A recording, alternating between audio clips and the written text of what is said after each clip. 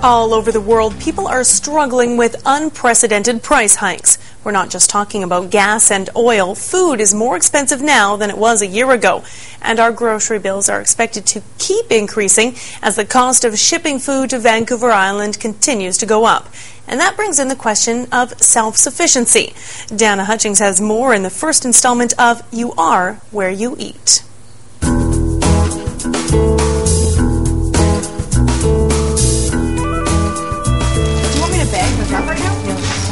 Before they're even finished setting up, customers are already lining up to buy produce from local growers. The demand for fresh vegetables and fruit is growing. Oh, they just sold. Sorry, just sold. Oh my God. But while it looks like the bounty is plentiful, in fact, only 5% of the food we consume is from Vancouver Island. That means 95% is imported.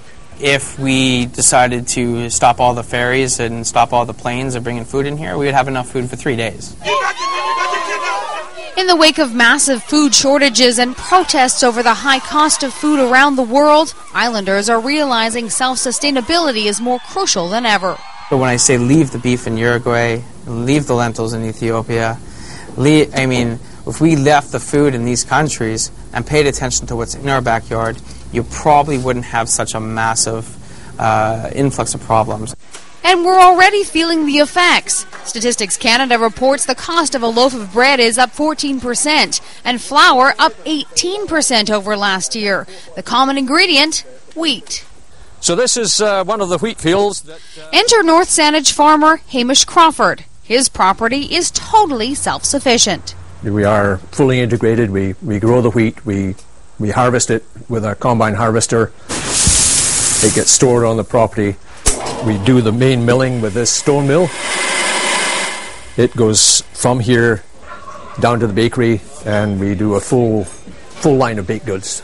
Crawford's able to take 4 acres of wheat and translate it into 50,000 loaves of bread. They sell out every day at the Roost Bakery, which is located on the farm. While it's a small space, for Robin Tunnicliffe, the key to self-sustainability is utilizing all the land. We farm on 3/4 of an acre. We have 30 different crops that we do. Each crop has a bunch of different varieties. And Tunnicliffe is able to make a living on this feisty field. This is called Ruby Streaks, and it's a red Mizuna. They're all just different Japanese greens. Last year, this farm grossed $56,000. I think people are really becoming aware about the situation of food and food availability, food access, food security. For a secure future and a secure food source, we're going to have to look in our own backyards, our island markets and farms. Sustainability is possible as long as we reap what they sow.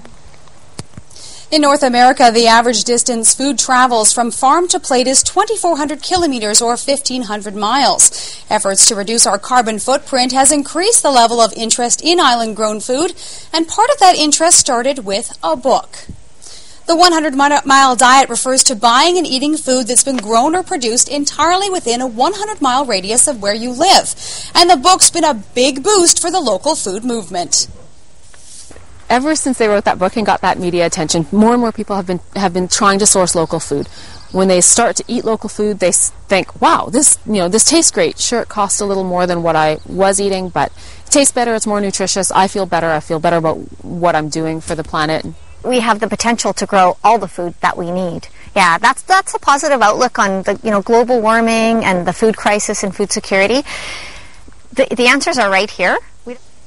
Hamish Crawford's story was included in the 100-mile diet book. He says because of it, there's a growing consciousness about locally produced food. And it's not just here. Crawford's received phone calls from as far away as Europe and Australia inquiring about how he keeps his farm self-sufficient. Jennifer? All right, Dana, thank you. That's Dana Hutchings live in our newsroom tonight. And coming up tomorrow on our week-long series, You Are Where You Eat, we'll look at whether we're at a turning point for local agriculture. As the cost of imported food goes up, will that push more people to buy local? And will that happen before farmers find profits too low to go on farming? Sort of a, if you grow it, will they buy it scenario. That's tomorrow on CHEK News.